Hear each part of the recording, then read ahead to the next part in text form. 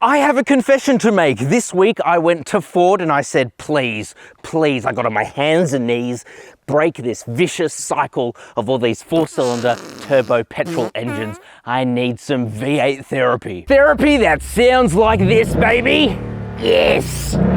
Oh. And clearly Ford were pretty happy to oblige, so that's what I've got here, the Ford Mustang GT. However, this isn't the same as what I reviewed last time. Last time I had the fastback and I had it in a manual. This is obviously a convertible, and it's with the automatic. And really that's where most of my troubles with this car lie. So this week I'm gonna give this thing a pretty critical review, because if you're spending over 80 grand on one of these, you wanna know what's not that great about it. Overall, I still love this thing, don't get me wrong, but it does have some flaws, and being almost a decade old, you know, you're really starting to feel that. So as always, we're gonna take a look at the exterior of the Mustang, then we're gonna move on to the interior. We're of course gonna see how it drives, and yes, I've got my specialist timing gear. I'm gonna launch this thing, and then I'm gonna give you my final thoughts on the Mustang GT. So let's get straight into it. Now, starting with the front of the Mustang, I really like the headlights. They slimmed it out a couple of years ago for the facelift, and I think it's really cool. You've got some aero here, except it's fake. Of course it is. It couldn't be 2022 if it wasn't fake. You got your turning signals there, a massive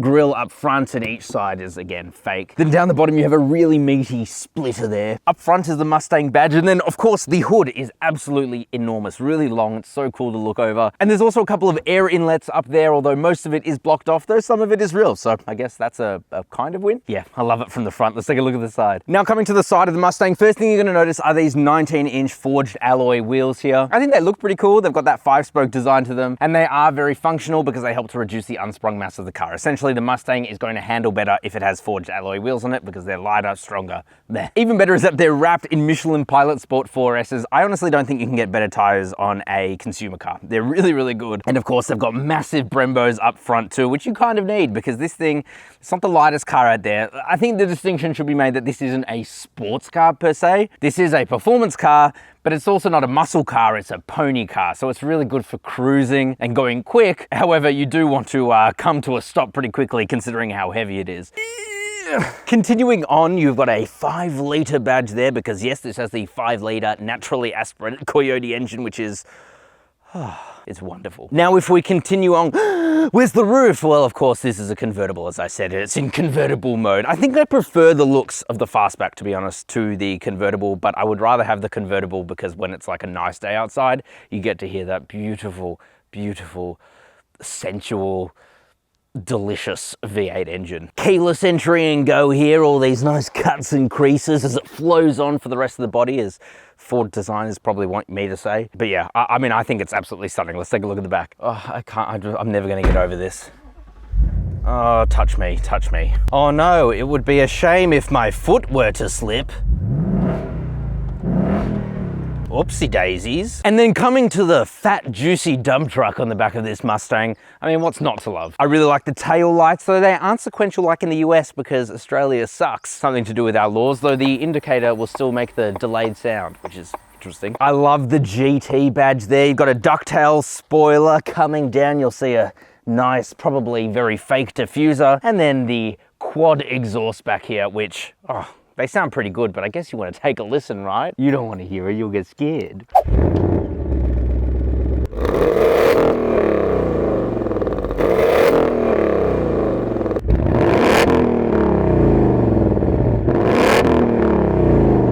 I know it's pretty tough to see me right now because I've got the roof on, so what we do is we pull that handle down, we turn it, a bit old school, but fine, and then we hold this button here, ooh, and I'm illuminated. Just takes a second. We're there. Talking about the interior is where I'm going to be most critical because frankly, there's a lot to be desired. This isn't even in the same realm as what you'll get in, for example, a Kia Stinger GT, this car's main competitor, which has napa leather seats and it's just a much nicer interior. This is okay, but it's not great. The first thing that kind of stood out to me were all the panel fitment issues. Like this panel here is not in properly. There is a massive gap right there. Like you can actually see into the transmission tunnel. And then you've just got some pretty nasty materials. You've got horrible scratchy plastic on the doors and The glove box makes my skin crawl. You'll even touch the doors and they'll move so easily. There's just things that make me think, hey, maybe this was rushed out of the factory as opposed to thought and care being put into it. That's just my opinion. It's not all bad though. I actually quite like the design. They've kept it pretty standard here so they could move it from left-hand drive to right-hand drive very easily, so I don't care about that. The air conditioning controls are super easy to use. You get heated and cooled seats. A Bang & Olufsen sound system, which actually sounds pretty damn good. Plenty of storage. You've got a couple of cup holders here for an American Coke can. The glove box is a pretty massive size there too. And the door bins are okay. Not massive, not too small. You've got a pretty big shifter here and a little storage area up here for your phone with a USB-C. You've got a 12-volt socket and you've got this glove box here, which again, just, I don't know, the clips feel pretty cheap. But another USB port here and a 12-volt socket and a pretty massive amount of storage space within there. It's actually quite surprising. Quickly talking about these seats, I mean, they're pretty good. I would rather have these than the optional Recaros. The reason being is that if you get those Recaros, you delete the heated and cooled seats, and I would rather have those. And I mean, it's pretty damn supportive. I like them a lot. I've been driving this thing for hours, and let me tell you, this thing is super comfortable. Other things I like, you've got a cool Mustang badge there. I like these little toggle switches here. They just feel really sturdy and nice in the hands. The infotainment display is fine. It does feel quite small now. It's 8 inches. And like, it's functional enough, but it is definitely a bit laggy. You do get Apple CarPlay and Android Auto, both are wide, but I don't care about that because wireless just cuts out when you're in any sort of urban environment. And then up ahead of you is a digital display that does look very cool. You can actually cycle through a bunch of different information and you can change the look and layout to whatever you really want. And then the steering wheel is a really nice steering wheel. Great to hold on to, buttons to control absolutely everything. And it's just a really nice unit to hold onto with some paddle shifters there too. So overall, the quality of the interior is not up to scratch for an $80,000 car, but it is very functional and it genuinely has everything that you could really want and need. But it's not even in the same ballpark as a Kia Stinger. That has a much nicer interior. And if you want to see what I'm talking about, click up there and you can watch my Kia Stinger GT review. Unfortunately though, this does have back seats, so let's talk about those. The back seats are truly a spot for the kids, and even they might not fit back there. This is a 2+2, so it's got 2 seats at the front and the 2 seats at the back are an afterthought. That's pretty much what that means. However, to get into the back, there is a lever on the back of the seat here, and then you have to slide this seat forward. Give it a second.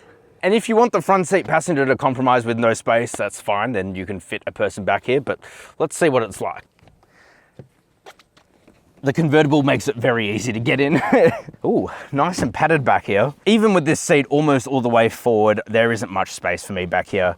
Also, my side is digging in, ow, to the seatbelt. In terms of amenities, you don't really get anything. You get a mat pocket there and that's about it. The back seats are almost more padded than the front seats, but yeah, it's not somewhere I would like to be sitting for a long period of time. That's for sure. Is the Practicality any better? Let's go talk about that. Now, in terms of boot space, the story is not great. It is quite deep, but it's also quite shallow, and that's because of the convertible roof eating into the back. I mean, you've got enough space here.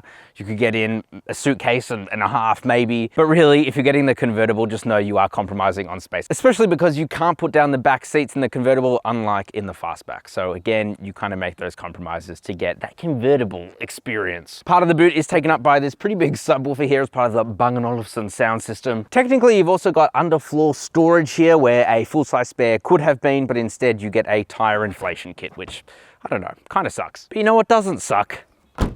The engine. To me, the Mustang is kind of like the A10 Warthog, you know, that big American jet where the plane was designed around the gun. Very similar here with the Mustang, because really I see this as a car built around an amazing, immaculate engine. Yes, you still get a naturally aspirated V8. It hasn't gone the way of the dinosaurs yet, but it likely will at some point. This is the 5-litre naturally aspirated Coyote engine. Pumps out 339 kilowatt of naturally aspirated power and 556 Newton meters of torque. That is a lot of power, a lot of torque for what is a naturally aspirated engine, which is why, in my opinion, the pairing with the manual was just so much more fun. Because to get the most power out of this thing, you need to floor it. You need to get it right up to the end of that rev range. And it's got a red line, by the way, of like 7,500 RPM. It just sounds so good, as you'll see in a moment. And it's a lot easier to do that with 6 speeds in the manual versus the 10-speed automatic. But the 10-speed automatic is very good for one thing,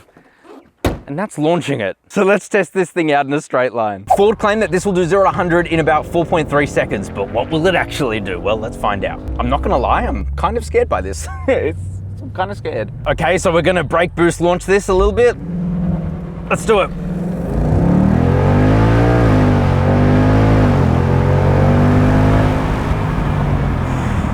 This thing is scary, man. But 0 to 100 in 5.46 seconds. That's a little off 4.3, I think. I want to give the Mustang GT another chance because that could have just been me. Maybe I won't brake boost launch it this time. I'm just going to slam the accelerator, see how that goes. I'm letting the car do all the gear changing for itself so that way I can't mess anything up, and I did it for that one too, to be fair. All right, let's go.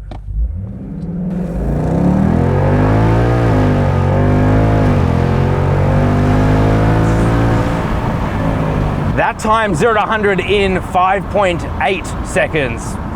That's not great. It definitely feels faster than that, and I know it could do a lot better than that if it didn't have that 10-speed auto, because it has to shift up like 3 times before it gets to 100 kilometers an hour. Anyway, let's get on with how this thing drives. This literally never gets old.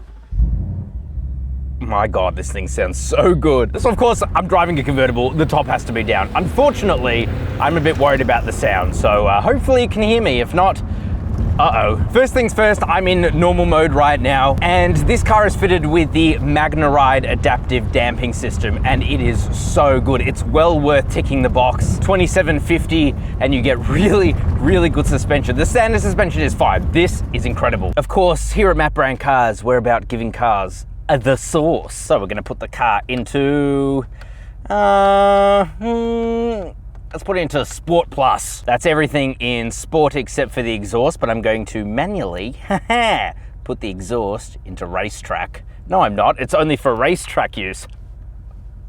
All right, let's give this thing some sauce. Not too hard, I don't want to lose it.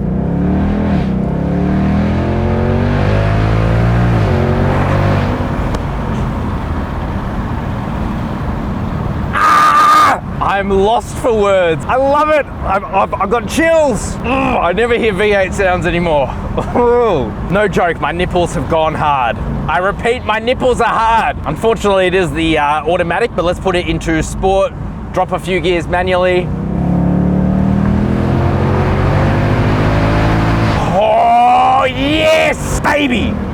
It pulls. The annoying thing about the automatic is that I've got to literally downshift like 4 times. The 10 speed is far too many for this car. It should have 6, not 10. No joke, we'll put the transmission to let it decide what it wants to do. If I put my foot down, it just drops 4 gears, and it takes a second too. And really, the 10 speed is there all in the name of efficiency. We want to be efficient. No, I don't give a shit in my Ford Mustang. I don't want that.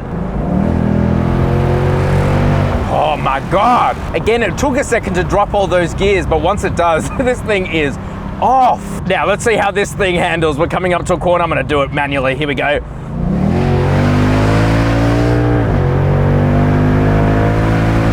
Oh. I can't tell you, it just pulls and it pulls. And the best thing about having a naturally aspirated engine, I'm in love. I'm struggling to talk. But the best thing about having a naturally aspirated engine is that it eggs you on because it builds most power at 7,000 RPM and has a red line of 7,500. So you kind of just go like, oh, as you reach the red line. But again, the amount of gears it has is kind of ruining it. To an extent, it's still awesome. Driving experience is amazing. And I love the convertible. Too bad you can only get the convertible as an automatic. Listen to this.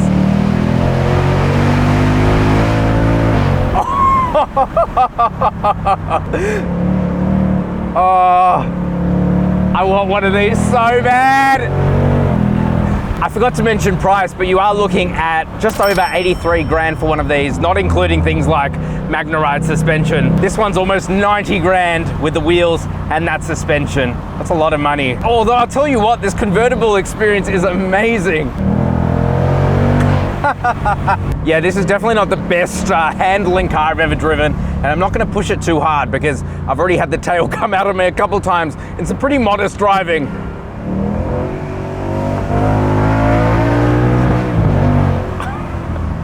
This will push it though. It does have an LSD, limited slip differential, helps to put power to the wheel with most grip. Let's see how it goes here.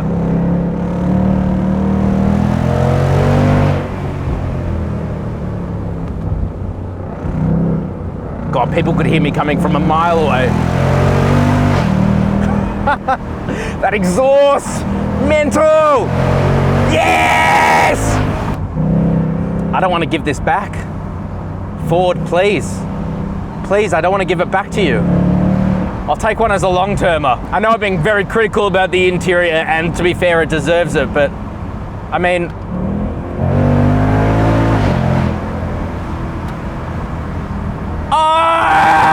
it's just too many gears. Stop it. Stop it with, I don't want to be in 10th gear. To be honest, I haven't even worked out yet how to pull out what the fuel economy is. I don't want to look. I have no interest. It's not going to be good. All right, I'm going to give this thing the sauce one more time. Let's go.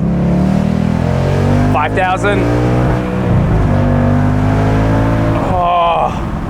This thing is so fast. It is so fast. Okay, I need to collect myself. Let's get into my final thoughts. So what are my final thoughts on the Mustang GT? Well, I think it looks really good. Despite being almost a decade old, it's had a few tweaks here and there. It still looks really awesome. And really, you see so many of them that they've just become normal almost, and they shouldn't be because it's a stunning car. The interior is definitely a letdown. I mean, the inside is not that nice. You get everything you need, but it just feels quite cheap. But you can forgive it because the engine in this thing, the powertrain, is amazing. That 5-litre Coyote naturally aspirated V8 engine is just one of the best out there. It sends power to the rear wheels. This thing is so much fun to drive, but that is kind of ruined by the automatic transmission. I get that some people will want an automatic transmission if you're in back-to-back traffic all the time. If this is your daily driver, it can be easier to drive an automatic. There's no doubt about that. But the manual is just a lot more spirited, in my opinion. I've driven both. I really like that more, but this is still pretty good. As always, if you enjoyed the video, please do like it and comment down below. What do you think of the Ford Mustang GT? Especially the automatic versus manual, which would you take? Of course, subscribe to the channel. I'd love to have you around, really helps the channel out. And click over there to watch my Mustang GT in the manual review, and you'll see what I mean with the automatic versus manual differences. Thank you guys very much, and as always, I will see you next week.